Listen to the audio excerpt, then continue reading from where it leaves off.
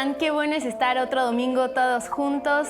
Reúna a tu familia, vayan prendiendo la transmisión, vela compartiendo porque estamos a punto de iniciar este domingo de Comunidad a la Mesa. Y antes que nada quiero recordarles a todos los matrimonios y quiero preguntarles si ya tienen su outfit listo para estrenar.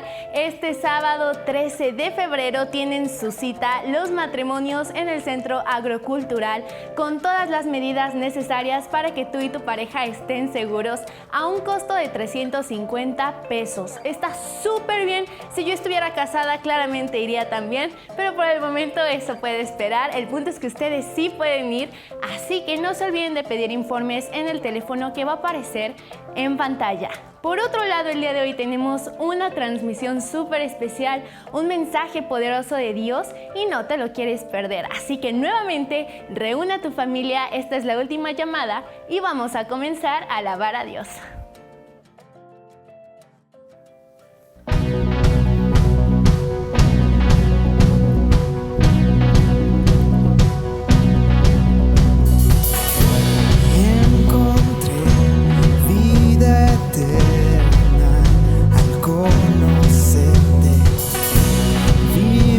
Estoy, sé que soy libre para siempre. Abres un camino para mí, por tu amor. Vivo estoy, vivo en la luz de tu gracia. Bailo para siempre en tu casa. Canto al caminar sobre el agua. Por tu amor yo vivo estoy. Cielo gris, le das colores, todo es nuevo.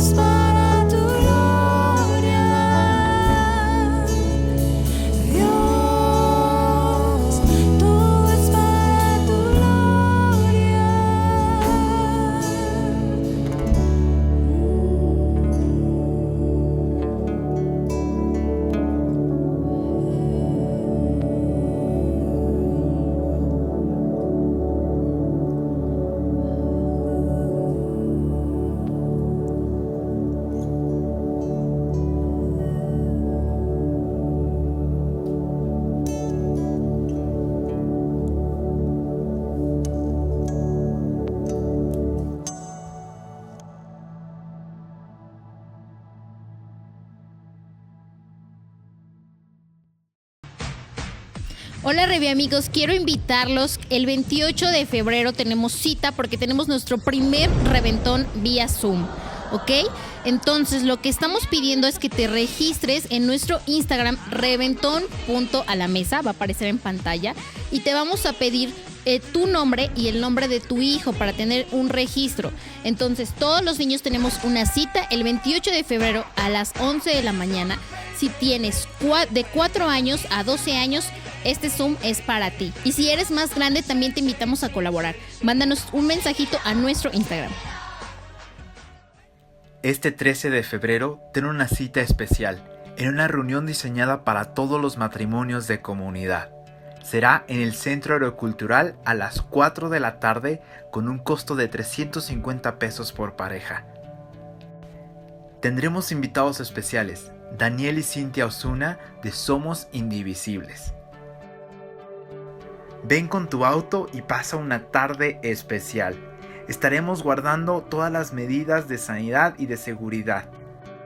Matrimonio por Siempre te espera este sábado a las 4 de la tarde en Centro Aerocultural. Para más información, envía un mensaje a nuestro número de WhatsApp o a cualquiera de nuestras redes sociales. Y solo quiero recordarte las formas en que puedes seguir dando tus diezmos y ofrendas, donativos y todas las aportaciones que estén en tu corazón. Hay 4 formas. La primera es que puedes hacer un depósito directo en ventanilla en nuestra cuenta Comunidad Cristiana AR en el Banco Banorte. La segunda es que también puedes hacer depósitos en tiendas de conveniencia como Farmacias del Ahorro, 7-Eleven, Chedraui y otras más que van a aparecer aquí en tu pantalla. La tercera forma es que puedes ir directamente a las oficinas centrales de Comunidad Cristiana, que están ubicadas en Colonia San Baltasar, en Vicente Guerrero 419, los días miércoles de 10 de la mañana a 2 de la tarde. Y por último, desde tu teléfono celular puedes hacer una transferencia bancaria o también puedes entrar al link de PayPal donde vas a poder hacer tus donativos. Este link lo puedes encontrar en la descripción de este video y justo ahí vas a encontrar todas las instrucciones para seguir adelante con tu donativo. Gracias por todas tus aportaciones y por todo lo que estás haciendo. Comunidad la construimos todos.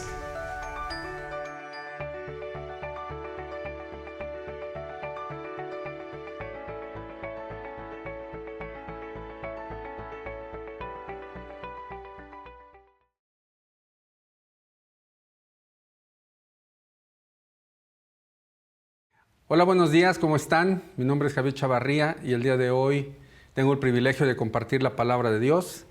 Agradezco la confianza de nuestros pastores Gabriel y Gaby que me dan esta oportunidad de compartir la palabra. Y fíjate que para empezar el día de hoy todos sabemos que estamos pasando diversas situaciones, diversas circunstancias en nuestras vidas, ¿sí? Generalmente difíciles, no ha sido tan fácil todo lo que hemos vivido. Y no nos vamos a centrar solamente en la pandemia, pues que sabemos que eso nos está afectando a todos y que nadie está exento de esta situación. Pero fíjate que a través del tiempo, a través de la palabra, nosotros podemos aprender de qué manera los hombres de Dios respondían bíblicamente o de qué manera podemos responder bíblicamente ante las pruebas. Y ese es el título del día de hoy, de nuestro mensaje. Y de entrada quiero comentarte que debemos saber que todo cristiano, para tener un crecimiento espiritual debe ser probado. Y no podemos pensar que tendremos crecimiento espiritual si no somos probados.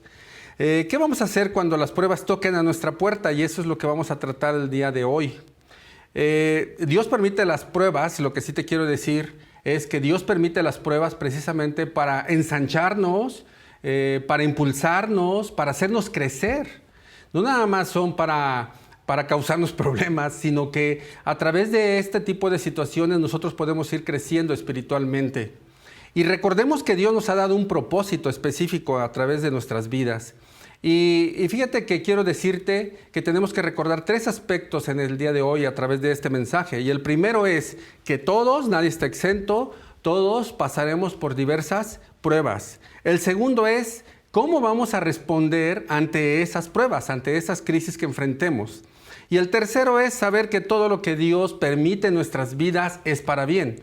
En Romanos 8:28 nos dice que todas las cosas nos ayudan a bien a aquellos que conforme al propósito de Dios hemos sido llamados.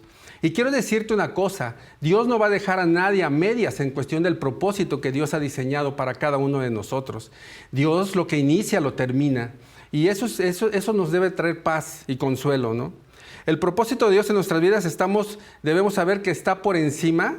El propósito que Dios ha puesto en nuestras vidas debemos saber que está por encima de nosotros mismos, de lo que nosotros creemos, de lo que nosotros pensamos, de lo que nosotros imaginamos. ¿Por qué? Porque es el propósito de Dios. ¿Por qué te estoy diciendo eso? Porque lo encontramos en Proverbios 19:21 y dice, muchos planes hay en el corazón del hombre, pero solo el propósito del Señor se cumplirá.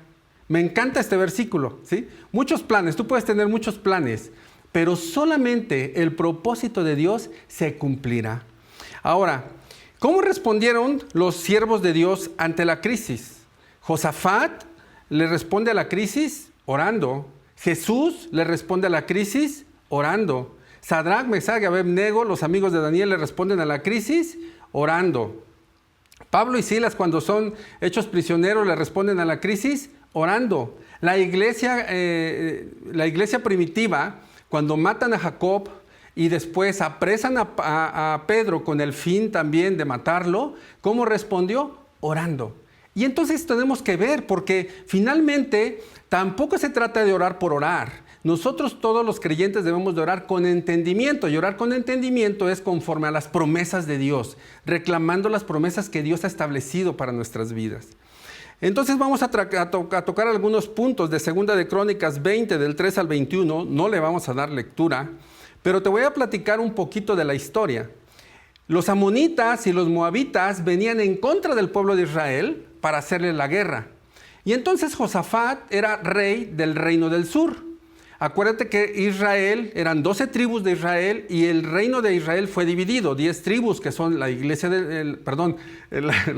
las tribus del norte y las tribus del sur, que estaban compuestas por Benjamín y Judá. La tribu de Benjamín y Judá.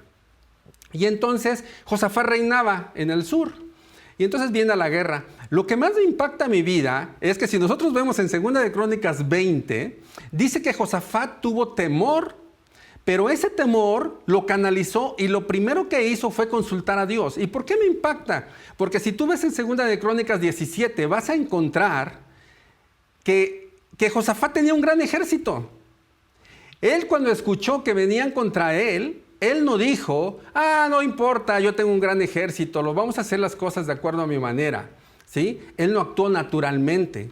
Lo primero que podemos decir y lo primero que debemos aprender en este mensaje es que cuando vengan los momentos de dificultad, los momentos de situaciones difíciles en nuestras vidas, lo primero que tenemos que hacer es consultar a Dios. ¿Sí? Es lo primero que tenemos que hacer. Y lo vemos a través de la vida de Josafat. Dice que él, entonces, cuando venían a la guerra contra él, dice que tuvo temor, consultó a Dios, ¿sí? Le dijo al pueblo que ayunara, ¿sí? Oraron.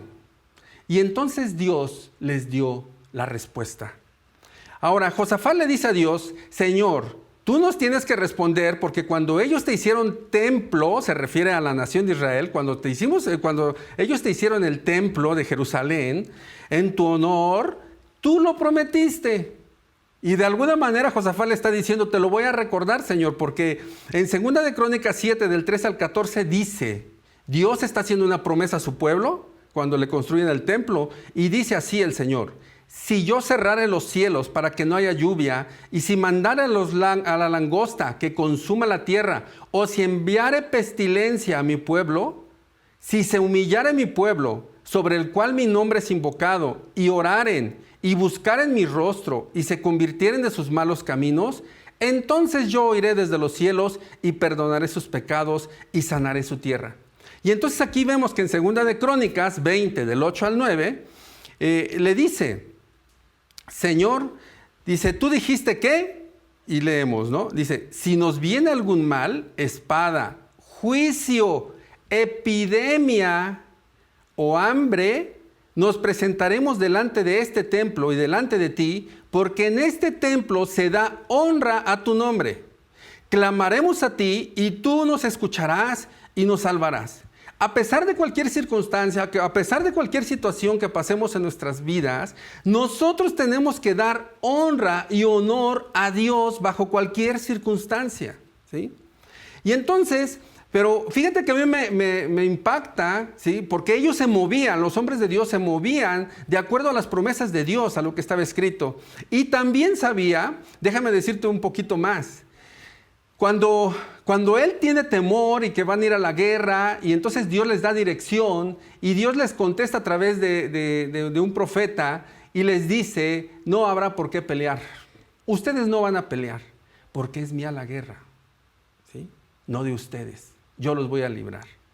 ¿Y por qué los iba a librar? Porque yo estaré contigo, les dice el Señor. Ahora, ¿dónde está esa promesa bíblica? En Deuteronomio 20 del 1 al 4 dice, cuando vayas a la guerra en contra de tus enemigos y veas caballos, carros de combate y un ejército más grande que el tuyo, no les temas. Porque el Señor tu Dios que te sacó de Egipto está contigo. Antes de que entren en batalla, el sacerdote deberá adelantarse y hablará con el ejército. Él le dirá, escucha Israel, hoy ustedes irán a la batalla contra sus enemigos.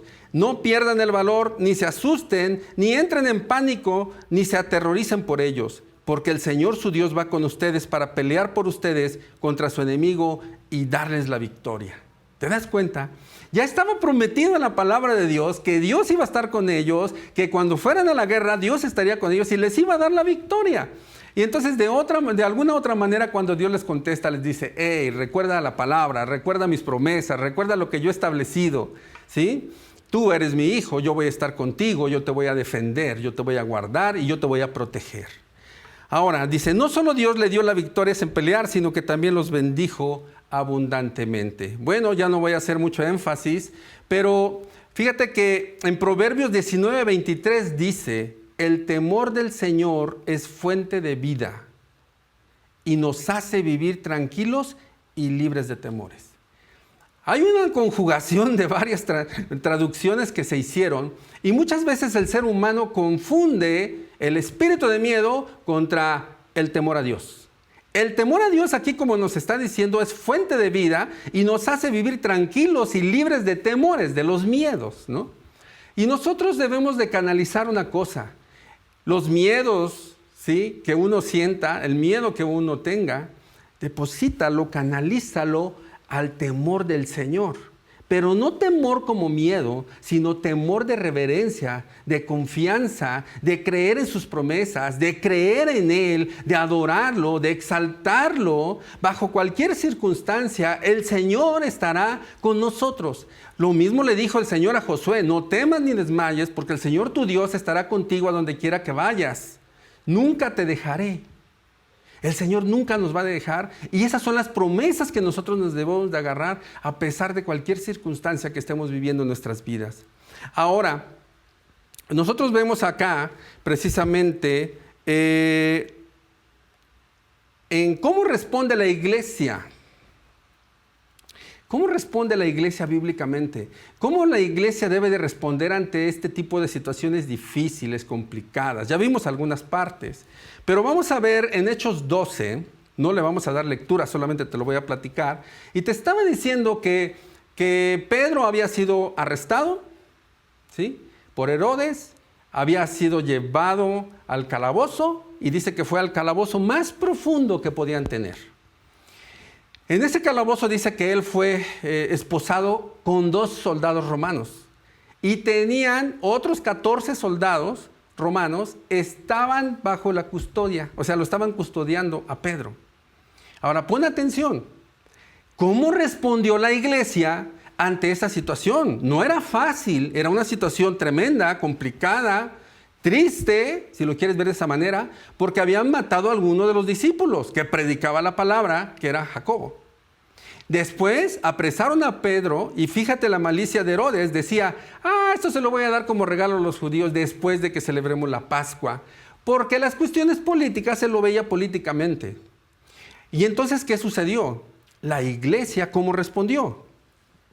La iglesia respondió orando. ¿Por qué respondió orando? Porque la iglesia estaba entrenada. Escuchaste bien.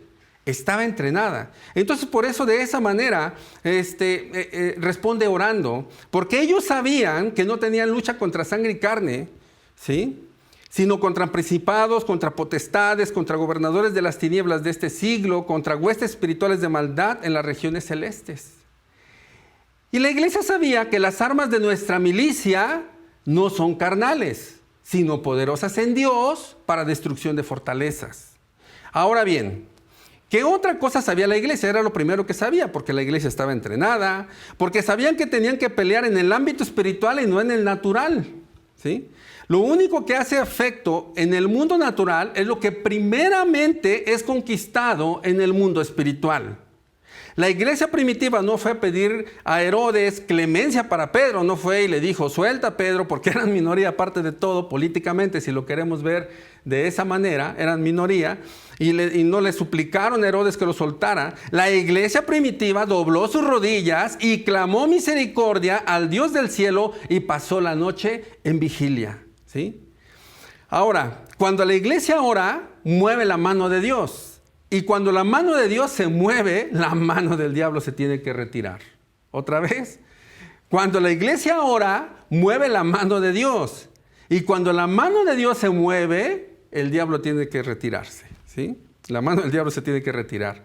Ahora, si verdaderamente queremos ver un cambio en nuestra ciudad, en nuestro país, en este mundo, realmente debemos de volver a las bases. Debemos de volver a la palabra, debemos de volver al ayuno, debemos de volver a la oración, debemos de volver a la adoración.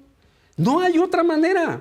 Dice la Escritura, lo explicaba Pablo en Corintios, en Romanos, y dice, todas estas cosas acontecieron para ejemplo de ustedes. Y cuando se refiere a todos los eventos y a todas las situaciones que habían pasado, no se refería a sus cartas, no se refería al Nuevo Testamento, se refería al Pentateuco y a los profetas. En otras palabras, lo que Pablo estaba diciendo, tú tienes que ir a la palabra, saber cómo reaccionar, saber qué tenemos que hacer, saber cuál es el fundamento, porque realmente ahora, si yo te digo, orar, ayunar, ay sí, pero eso qué va a solucionar mis problemas, ¿por qué somos tan religiosos? ¿Y por qué? Eso no es ser religioso, esa es la esencia del cristianismo, ¿no? Ahora, Dios nos está llamando a ser como la generación de Daniel, integridad con Dios. Era un hombre íntegro con Dios.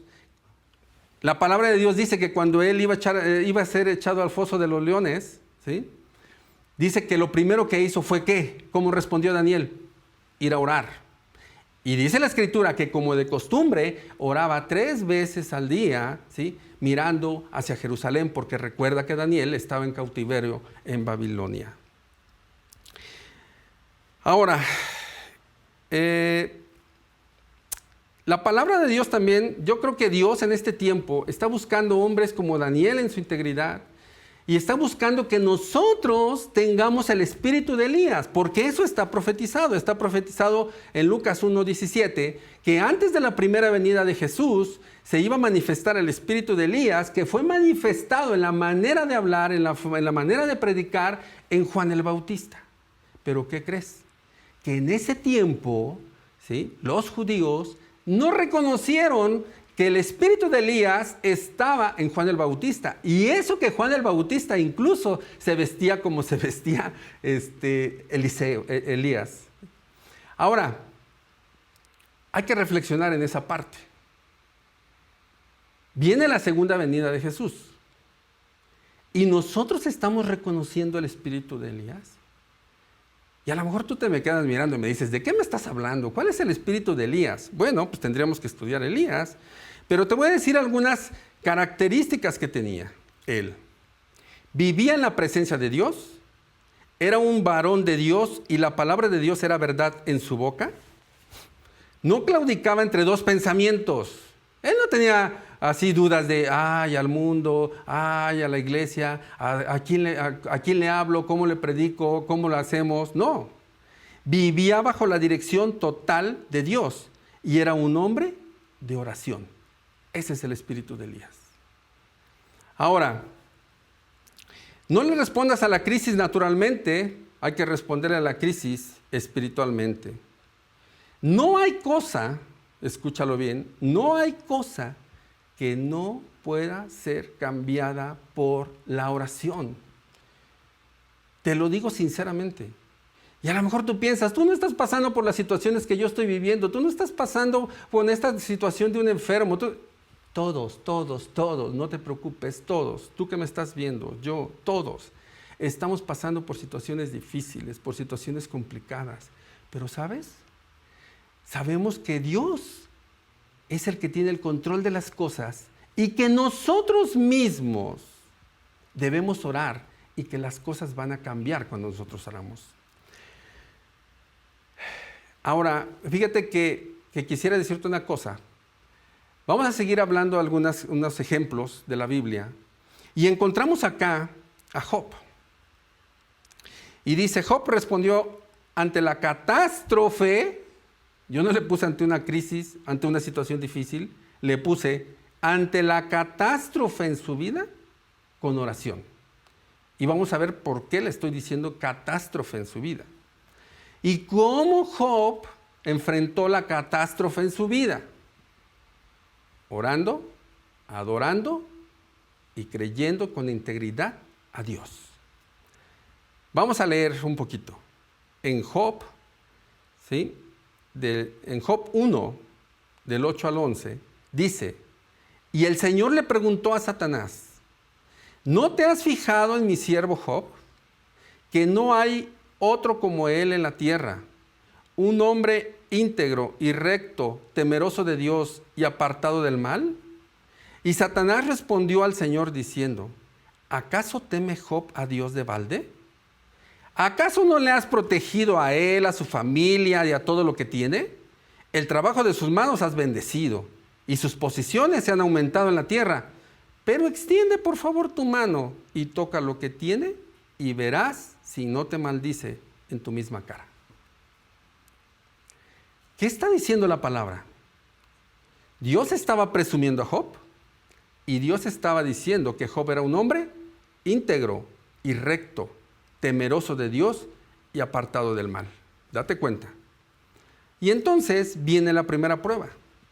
¿Y en qué consistió la primera prueba? Que Dios permitió que la integridad de Job fuera aprobada y en un día Job lo perdió todo. Perdió a sus asnas, perdió a sus bueyes, perdió a sus camellos, perdió a sus ovejas. Lo peor, perdió a sus hijos, 10 de sus hijos, en un solo día. Y vamos a ver cuál es la respuesta de Job ante esa situación. Y dice que entonces Job se levantó y rasgó su manto y rasuró su cabeza y se postró en tierra y adoró. ¿No te causa un shock en la cabeza? Entonces Job se levantó y rasgó su manto y rasuró su cabeza y se postró en tierra y adoró. Y dijo lo siguiente: desnudo salí del vientre de mi madre y desnudo volveré allá. El Señor dio y el Señor quitó. Sea el nombre del Señor bendito. En todo esto no pecó Job, ni atribuyó a Dios despropósito alguno. Ahora fíjate, Job todos los días sacrificaba y hacía holocaustos a favor de sus hijos, porque él decía, no sé que mis hijos hayan pecado y vamos a hacer un holocausto y un sacrificio. Era un hombre temeroso de Dios, se apartó del mal, como lo vimos. Pero aquí realmente Satanás le estaba diciendo a Dios, él es así porque tú le has acercado, porque tú le bendices, porque todo le has dado. ¿Sí? Pero ¿sabes qué? La presión revelará realmente el corazón que nosotros tenemos hacia Dios. La situación, la crisis, va a revelar lo que realmente nosotros tenemos en nuestro corazón hacia Dios. Job en un día se hizo pobre. Dios quería demostrar a las tinieblas que así como veían a Job que era por fuera, también lo era por dentro, ¿no? Una crisis que amerita lamento y lágrima le responde postrándose y adorando al Rey que vive. Adora a Dios por encima de la crisis, por encima del dolor, por encima de las circunstancias. Se humilla delante de Dios, reconoce la soberanía de Dios y él dice, Él dio y Él quitó. No atribuyó despropósito alguno por Dios. Dice que el enemigo va a buscar que tú hables lo incorrecto de Dios. El enemigo va a querer que tú pienses que Dios no es justo, que por qué Dios permite esto, que por qué están pasando estas situaciones, por qué hay tantas situaciones difíciles, violencia y desesperanza y demás. ¿Sí? Eso es lo que el enemigo quiere que tú creas. Pero después de esto no fue suficiente, porque viene una segunda prueba. Dios estaba satisfecho y en Job 2, del 1 al 10 dice: un día los miembros de la corte celestial llegaron nuevamente para presentarse delante del Señor, y el acusador Satanás vino con ellos. El Señor le preguntó: ¿de dónde vienes? Satanás contestó al Señor: he estado recorriendo la tierra, observando todo lo que ocurre. Entonces el Señor le preguntó a Satanás: ¿te has fijado en mi siervo Job? Es el mejor hombre en toda la tierra. Es un hombre intachable y de absoluta integridad. Tiene temor de Dios y se mantiene apartado del mal. Además ha conservado su integridad. ¿Además qué? Ha conservado su integridad, a pesar de que tú me incitaste a que le hiciera daño sin ningún motivo. Satanás respondió al Señor: piel por piel, cualquier hombre renunciaría a todo lo que tiene para salvar su vida. Así que extiende tu mano y quítale la salud. Ten por seguro que te maldecirá en tu propia cara. Aquí lo que más me llama la atención en esta segunda prueba es que Dios vuelve a mencionar que Job seguía siendo un hombre íntegro y que él confiaba que esa integridad, ¿sí?, y esa confianza que él tenía en Dios lo iba a sacar adelante a pesar de todas estas adversidades y situaciones que él estaba viviendo. Ahora, dice el versículo 6, dice: muy bien, haz con él lo que quieras, dijo el Señor a Satanás, pero no le quites la vida.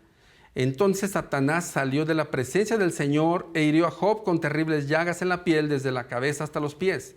Job, sentado entre cenizas, se rascaba con un trozo de teja. Su esposa le dijo: ¿todavía intentas conservar tu integridad? Maldice a Dios y muérete. Otra vez. Por un lado, Dios está diciendo: Job es íntegro. Por el otro lado, Satanás está diciendo: no es íntegro, vas a ver que le quita los bienes y va a maldecir tu nombre. Quítale la salud y va a maldecir tu nombre.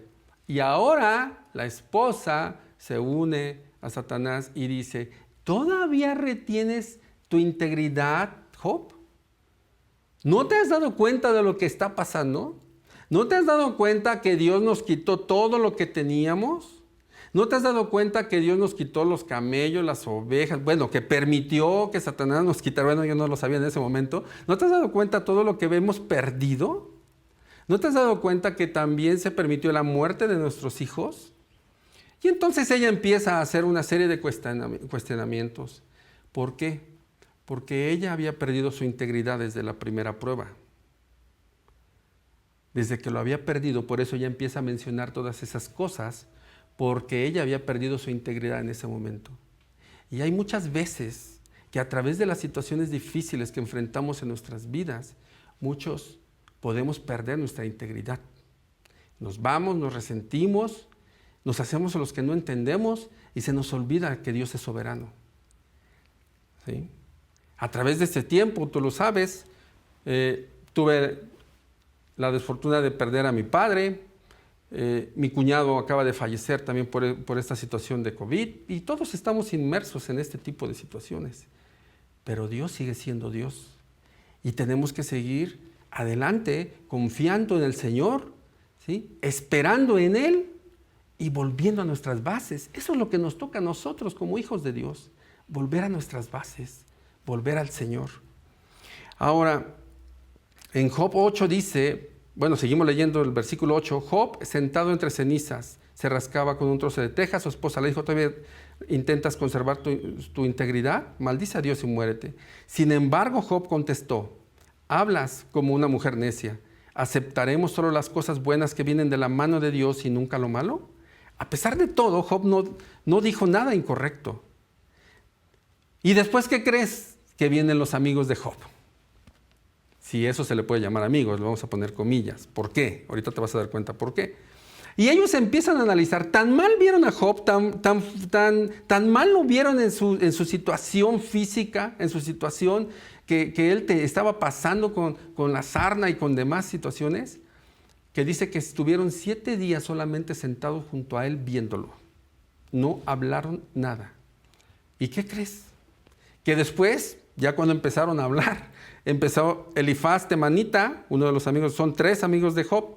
Elifaz temanita dice, porque Job, te lo estoy así como un extracto, ¿no? Empiezan a discutir y casi el libro de Job se trata de todas las discusiones de por qué a Job le estaba sucediendo esto, por qué Dios estaba permitiendo ese tipo de situaciones en su vida, por qué. Y entonces Elifaz temanita dice, porque Job ha pecado, argumenta, los que pecan son castigados. Eso es lo que le dice, imagínate, ¿no? Bildad suita, el otro amigo, argumenta que Job es un hipócrita y que no es tan limpio y recto como se creía.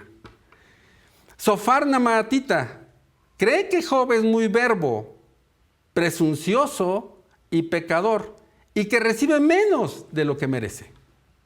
Y Job le contesta diciéndoles, en Job 19:25, ustedes podrán decir lo que quieran, pero lo que yo les quiero decir es que yo sé que mi Redentor vive y que al final triunfará sobre la muerte. Mi vida no termina acá, mi vida no termina en este proceso. Mi confianza en Dios no se acaba. Yo sigo confiando, creyendo en mi Redentor, creyendo en mi Señor, creyendo en Él, confiando en Él, y sé que Él me sacará adelante a través de estas situaciones que estamos viviendo en nuestras vidas. Y en conclusión, ni Satanás, ni sus amigos, ni su mujer hicieron dudar a Job de su Dios todopoderoso. En la prueba es donde Dios va a saber quiénes somos realmente. Ahora, cada uno de nosotros elige cómo responder ante esta situación. O respondemos como la esposa de Job, o respondemos como Job.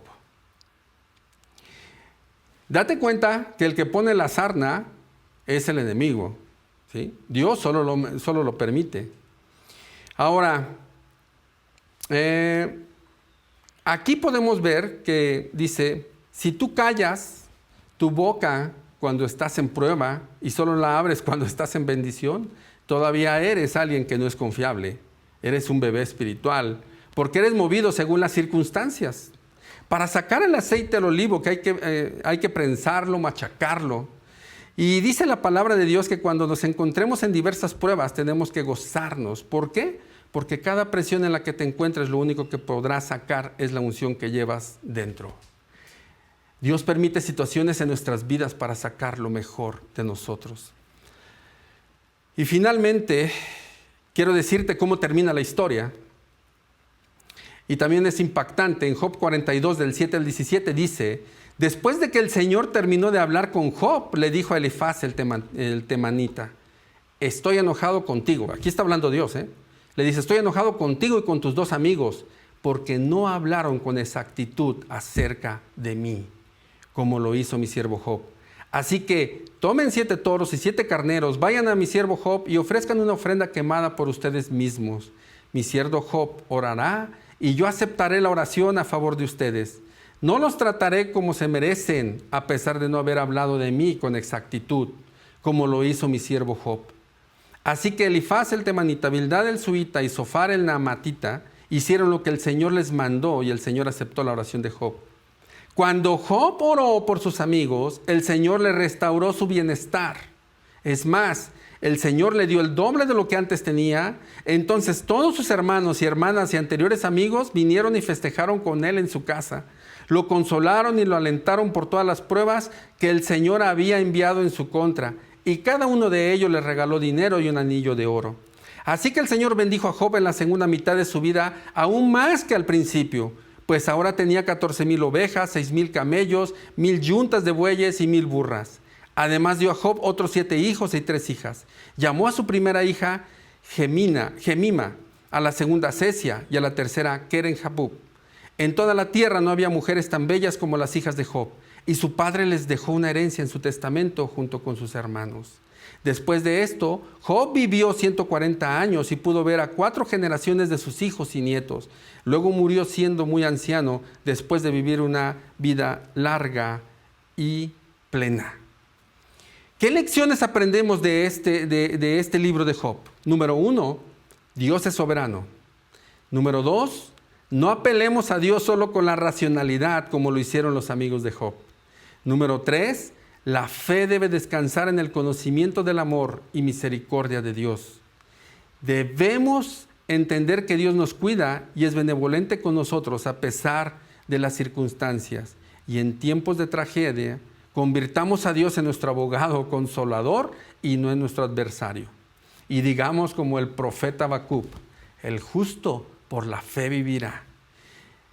Recuerdo mucho lo que dice Habacuc cuando él ora al Señor y están pasando una situación difícil y Dios les dice que va a levantar una nación como Babilonia y que va a venir y que va a conquistar al pueblo.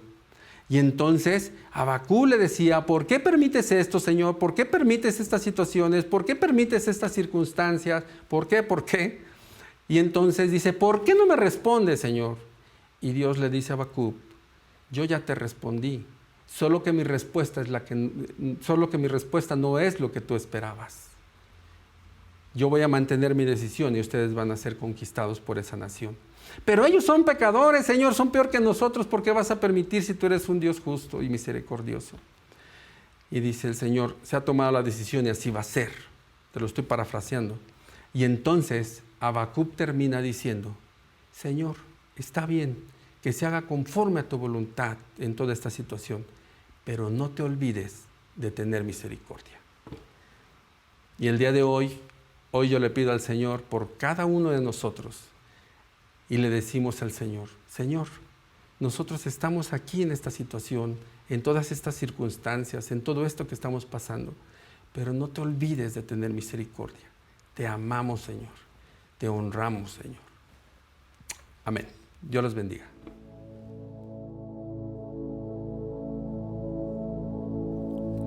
Tómame en las manos que hicieron los cielos. Hágame en la gracia que me redimió. Del lodo me sacó, mis pasos afirmó.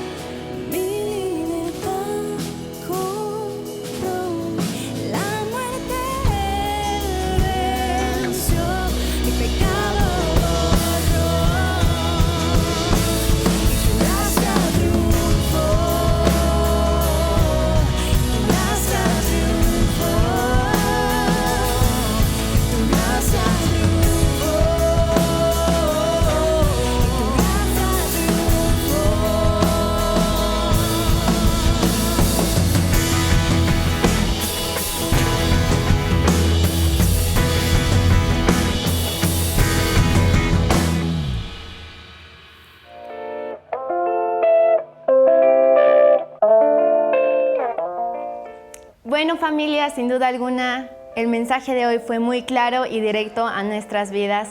Si bien Dios no nos promete que no pasaremos por dificultades y pruebas, sí te promete que va a estar ahí contigo todo el tiempo, entre las llamas y sobre las aguas junto a ti.